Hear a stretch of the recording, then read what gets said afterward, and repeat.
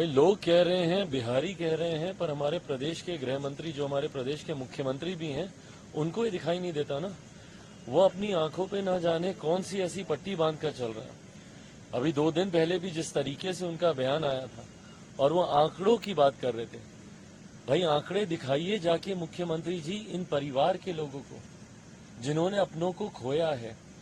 आज जिस तरीके से 2 हत्याएं, सुबह लोगों की आंख खुलने से पहले ऐसा राज्य बन गया है बिहार, जहां बिहारियों की हत्याएं हो जाती हैं। जाकर मुख्यमंत्री बताएं उन लोगों को कि अरे आंकड़े तो ये कहते हैं, क्या ये आंकड़े उनके आंसुओं को पोंछ पाएंगे?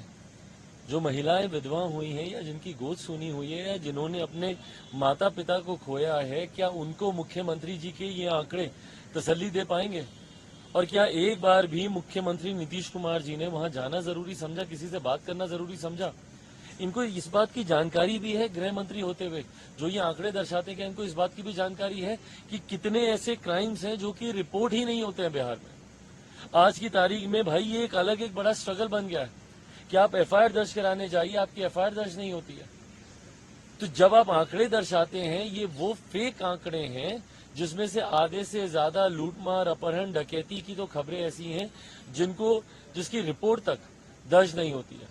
इनकी पार्टी के राष्ट्रीय अध्यक्ष कल बोल रहे थे कि अरे आप लोगों के कहने से गुंडा राज आ जाएगा। तो बताइए भैया क्या है ये? इनके पटना के एसएसपी बोलते हैं कि 30 दिन में, 1 महीने में 30 हत्याएं हुई हैं। 1 महीने में 30 हत्याएं, पटना की बात कर रहे हैं। तो भूल जाइए भैया बाकी के जिलों के क्या हालात हैं। और क्या ये जो तस्वीरें सामने आ रही हैं, क्या ये भी गलत है मुख्यमंत्री नीतीश कुमार जी? अगर आप जंगल राज नहीं बोलेगा, इसको अगर आप गुंडा राज नहीं बोलेगा, तो और किसको बोलेगा? और आज की तारीख में सबसे बड़ी चिंता की बात यह है कि जब मुख्यमंत्री को प्रदेश में रहकर इन चीजों को नियंत्रित करने की जरूरत है, जब अपराध को नियंत्रित करने की जरूरत है, तो मुख्यमंत्री जी का ध्यान लगा हुआ है पूरी तरीके से मुंबई में कि भाई मुंबई हम जाएंगे, पैकिंग में ही लगे होंगे आजकल में। उनको जाना है भैया, परसों तरसों कितनी 3-4-5 दिन में तो अभी है ही ना वहां पे बैठक, तो उनको जाना है वहां पे। उनकी चिंता और बड़ी है कि हमको संयोजक बनाया जाएगा कि नहीं, हमको नेता बनाया जाएगा कि नहीं।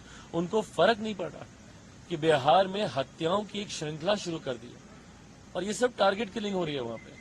चुन चुन कर बिहारियों को मौत के घाट उतारा जा रहा है, भले वो पत्रकार वर्ग से आते हो, भले वो प्रशासन के अधिकारी हों।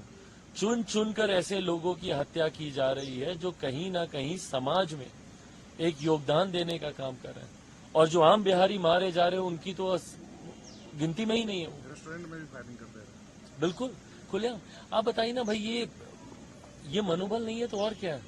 अपराधियों का मनोबल इतना बढ़ा हुआ है कि खुलेआम आज की तारीख में वहां पे हत्याएं हो रही है। उसका कारण ये है ना, कितने अपराधियों को सजा मिली बताएं?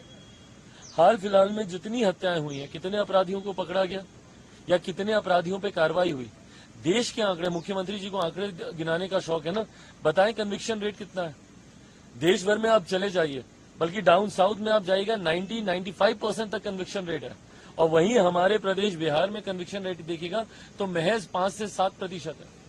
मतलब अगर 100 अपराध होंगे तो मुश्किल से 5 से 7 लोगों को उसमें सजा मिलेगी, और उसके बाद भी संभवतः जानकारी के अभाव में या तथ्यों के अभाव में उन लोगों को भी छोड़ दिया जाएगा।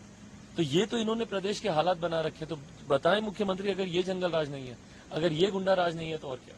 एक सवाल है राहुल गांधी को लेकर। लद्दाख में हैं वो और उन्होंने कहा है कि चीन ने भारत की जमीन हड़प ली और वहाँ लद्दाख के लोग हैं जो रोजगार के लिए मर रहे हैं और अपने ही जमीन पर वो नहीं मालिकाना हक जता सकते। भाई मुझे कभी कभी ताज्जुब होता है, राहुल जी जो अधिकृत जानकारी सरकार देती है, अपनी सरकार पे विश्वास ना करके कहीं सुनी बातों को लेकर जब वो जनता के बीच, और आप अधिकृत मंच पे रखिए अगर आपके पास कोई ऐसी जानकारी है। इसी तरीके से जब वो भारत जोड़ो यात्रा पर निकले थे तो कश्मीर पहुंचते पहुंचते वहां की महिलाओं के बारे में उन्होंने कई ऐसी बातें कही थी जिसके उन्होंने तथ्य सामने नहीं रखे थे। बिना किसी अधिकृत तथ्यों के, विदाउट प्रूफ्स, विदाउट एविडेंसेस, इस तरीके की बातें जब आप कहते हैं तो वो समाज में एक भ्रम की परिस्थिति उत्पन्न करता है। अगर कोई ऐसी अधिकृत जानकारी उनके पास है तो जरूर उन्हें ये जानकारी सरकार के साथ उन्हें साझा करनी चाहिए। नहीं तो जो सरकार जानकारी दे रही है, हेड ऑफ द गवर्नमेंट, हमारे देश के प्रधानमंत्री आदरणीय नरेंद्र मोदी जी जो बातें कह रहे हैं, भाई देश के he is the head of the government. मेरा विश्वास है, देशवासियों का विश्वास है हमारे प्रधानमंत्री जी पर इस तरीके की बातें बिना किसी एविडेंसेस के सिर्फ कहने के लिए कह देना, ये समाज में डिस्टर्बेंसेस उत्पन्न करते हैं, उससे बचना चाहिए। अगर कोई सटीक जानकारी है आपके पास विद प्रूफ, प्लीज सरकार के साथ साझा करें, जरूर सरकार उस पर कार्रवाई करेगी।